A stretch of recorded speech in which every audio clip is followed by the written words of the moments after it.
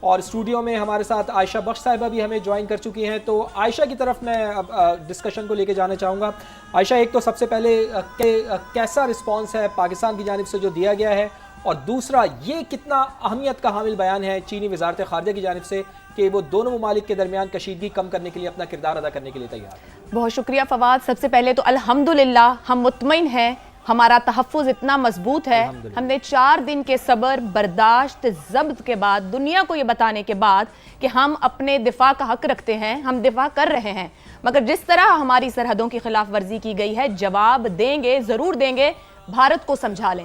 ہم نے جو جواب آج دیا ہے، اب تو 4 گھنٹے میں اس کی گنتی ناممکن رہ گئی ہے. ہم نے کہاں کہاں نہیں انہیں بتایا ہے. ان کی سائبر کی بات ہو، ابھی علی صاحب بات کر رہے تھے، توانائی سائٹ کی بات کی جائے، آپ ان کی انٹیلیجنس کی بات کی جائے، ہر ایک چیز کو ہم نے ہٹ کر کے بتایا ہے کہ ہم کتنے انٹیگریٹڈ ہیں، ہم کس تیاری کے ساتھ موجود ہیں. آپ ہمیں انڈر ایسٹیمیٹ کر رہے ہیں. جواب تو ایسا دیا گیا ہے کہ جہاں پر وقت نہیں تھا جاگنے کا، وہ دنیا کے اس حصے میں لوگ جاگ رہے ہیں، یہ بتا رہے ہیں، کہنے کی کوشش کر رہے ہیں کہ خدا کے لیے بیٹھ جاؤ. ہم تو 4 دن سے کہہ رہے تھے کہ بس کریں نہ کریں جو کر رہی ہے دنیا. بھارت جو خطے میں نیو نارمل سیٹ کرنا چاہ رہا ہے وہ پاکستان ہونے نہیں دے گا. پاکستان خود ایک نیوکلیئر سٹیٹ ہے اور ہمیں ظاہری بات ہے اپنی سلامتی کے لیے ہم کھڑے، اور ہماری تو تیاری 77 سال سے صرف بھارت کے سامنے ہے. سب سے بڑی سرحد بھارت کے ساتھ ہے. بھارت کا خیال ہے کہ اگر وہ سرحد کے پار کچھ کرے گا تو کیا اس کا امپیکٹ سرحد کے اس طرف نہیں آئے گا؟ یقیناً آئے گا. اور بھارت نے سویلینز کو نشانہ بنایا ہے، بار بار نشانہ بنانے کی کوشش کی ہے. تو بھارت کو جواب دیا گیا ہے. وہاں پر جا کر ہماری ملٹری ایئر فورس نے ان کے ملٹری ایئر فورس کو ٹارگٹ کیا ہے. ہم نے سویلینز کو نشانہ نہیں بنایا. اور اللہ کا شکر ہے کہ ہم اتنی قابلیت کے ساتھ بیٹھے ہیں کہ 4 دن پہلے جو وہ کر رہے تھے، ہم نے صرف صبح کے ان 4 گھنٹوں میں دن کی روشنی میں، خاص طور پہ دن کی روشنی، بھارت نے چھپ کے رات کے وقت آدھی رات کو جو کارروائی کی تھی، اس کارروائی کا جواب ہم نے صبح ان کو دیا ہے کہ جواب ایسے دیا جاتا ہے سامنے سے آ کے. ابھی بھی وقت ہے، بھارت سنبھلے، کیونکہ بھارت کے وہ لوگ جو میڈیا کا پلیٹ فارم استعمال کر رہے تھے اور ساری جنگ اس پلیٹ فارم پر کر کے، کیونکہ بھارت فیک نیوز پیڈل کر رہا تھا، اس کا تمام میڈیا، یہاں تک کہ اب ان کے جو سین وائسز ہیں، جو سینئر جرنلسٹ ہیں، بلکہ عام عوام بھی سمجھ گیا کہ ہمیں کس طریقے سے گزشتہ 48 گھنٹے میں جھوٹ بھرا گیا ہے کہ پاکستان کے ہم نے اندر کیا کچھ کر لیا، کہاں پہنچ گئے. یہ ممکن نہیں ہے آج کے دور میں، کیونکہ اگر آپ کو یاد ہو تو گزشتہ شام جس طریقے سے ہماری فورسز کی طرف سے بریفنگ دی گئی، کتنی ویل کیلکولیٹڈ، کتنی پروفیشنل تھی، جو یہ بتا رہی تھی کہ ہم نے جو کچھ کیا اس کا ثبوت ہے ہمارے پاس. آپ نے جو کچھ کیا اس کا ثبوت بھی ہم آپ کو دینے کو تیار ہیں. غالباً آپ بھول گئے ہیں کہ آپ نے جو کیا ہے وہ کیا ہے، اور جو نہیں کیا ہے اور اس کے اوپر نعرے لگا رہے ہیں. تو خدا کے لیے اگر کچھ کیا ہے تو اس کے ثبوت بھارت بھی سامنے لے کر آئے، اپنے نقصان کو بھی بہادری سے سامنے سے قبول کرے. ہمارے ہاں جو نقصان ہوا ہے ہم نے مانا ہے اس کو کہ آپ نے ہمارا یہ نقصان کیا ہے. ہم پھر بھی ریسٹرینٹ کا مظاہرہ کر رہے ہیں، ہم رسپانسبلٹی کا مظاہرہ کر رہے ہیں، ہم دنیا کے بنائے قوانین کو مانتے ہیں، ہم UN کے چارٹر کو مانتے ہیں. ہمارے ہاں جب کچھ ہوا ہم نے اس کے ڈوزیئر بنائے، انویسٹیگیشنز کی، اور دنیا کو بتایا کہ بھارت کس طریقے سے پروکسیز لڑ رہا ہے پاکستان میں، کس طریقے سے غلط کاروائیاں کر رہا ہے پاکستان کے اندر، کس طریقے سے ٹارگیٹڈ کر رہا ہے لوگوں کو. بھارت نے کیا یہ سب کچھ. ہم نے تو بھارت پر حملہ نہیں کیا، ہم تو نہیں چڑھ دوڑے اندھا دھند. ایک ملک ہے، سویلینز ہے، انسان ہے، یہ خطہ اتنی بڑی آبادی رکھتا ہے، دنیا کی انویسٹمنٹس ہے، انٹرسٹ ہے یہاں پر. اب یہ دنیا کے سوچنے کی بات ہے کہ اس ایسکیلیشن لیڈر کو کہاں لے کے جانا ہے. ابھی جتنا علی صاحب بھی بات کرتے، طلعت صاحب بھی بات کر رہے تھے، بڑی خوبصورتی سے ایکسپلین کر رہے تھے، اور بہت آرام اور تحمل سے بات کرنے کی ضرورت ہے. جنگ کوئی اینڈ گیم نہیں ہوتی. اینڈ گیم وہی ہوگا جو ٹیبل ہوگا، جہاں بات کریں گے. آپ ہمارا نقصان کریں، ہم آپ کا نقصان کریں، تو یہ نقصان تو بڑھتا جائے گا. الٹیمیٹلی نقصان عوام کا ہوگا. جنگ طے نہیں کرے گی کہ کون ہے، کوئی گرے گا تو شاید اس کے بعد آپ میز پہ آئیں. بہتر ہے کہ ہم نقصان کی اس لیڈر پہ وہاں چلے جائیں کہ کسی کے بھی کنٹرول میں نہ رہ جائے صورتحال.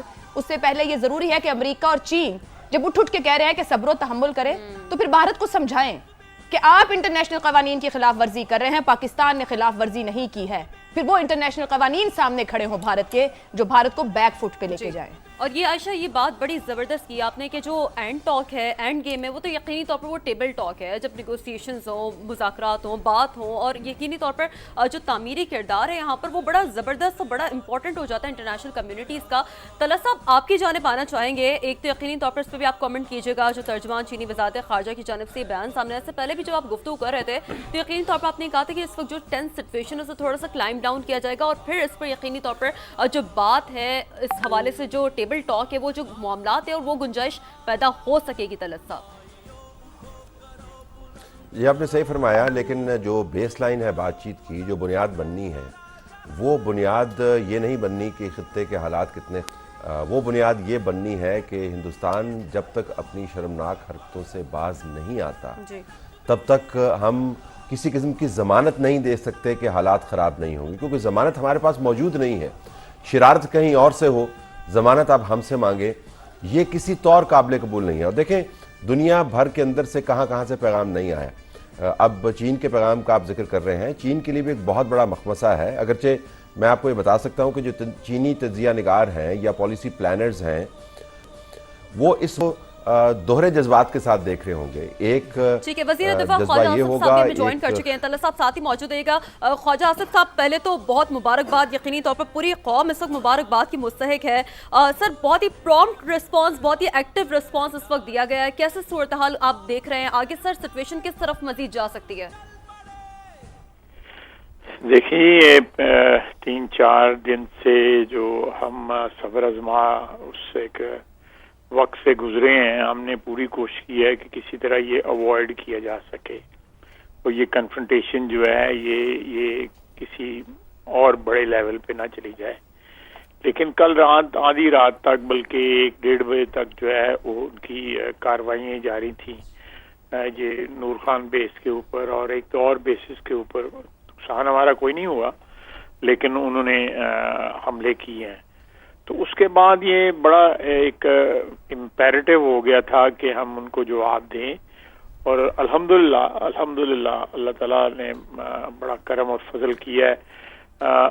ہم نے جو جواب دیا ہے وہ بڑا افیکٹو، ساری جو بارڈر اور ورکنگ باؤنڈری اور اس سب کے ساتھ ساتھ جو ان کے سارے ایئر فیلڈز تھے، ساؤتھ سے لے کے گجرات سے لے کے یہ ہمارے جو پنجاب میں ان کے ایئر فیلڈ ہیں، سب کے اوپر حملہ ہوا ہے.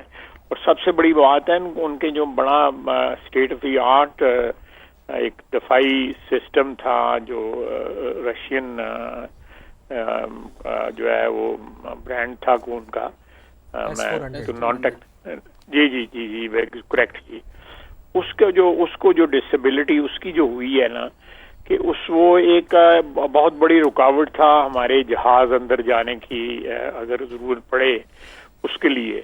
تو اللہ کے فضل سے جو ہے وہ ہم نے ان کو بڑی کاری ضربیں لگائی ہیں اور ساری دنیا کو پتہ لگ گیا ہے کہ ہم سائبر وارفیئر میں کتنے افیکٹو اور کتنے ایڈوانسڈ ہیں.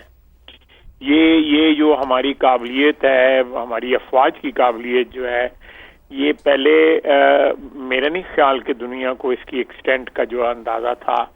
ہماری ایئر فورس کی، ہماری جو بری افواج اور بحری افواج نے، اس میں خصوصاً جو ہے ہماری ایئر فورس نے جو ہے وہ بڑا کلیدی جو کردار جو ہے اس میں ادا کیا ہے.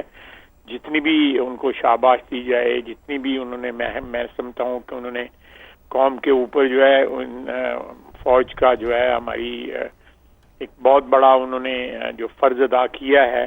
یہ تاریخ رقم ہو رہی ہے اس وقت جو ہے ہماری ایک نئی تاریخ، ایک نیا بیانیہ جو ہے، قومی بیانیہ جو ہے وہ سامنے آ رہا ہے اور اس میں ہماری افواج نے جو ہے وہ کلیدی اور ایک مین کردار جو ہے ادا کیا ہے.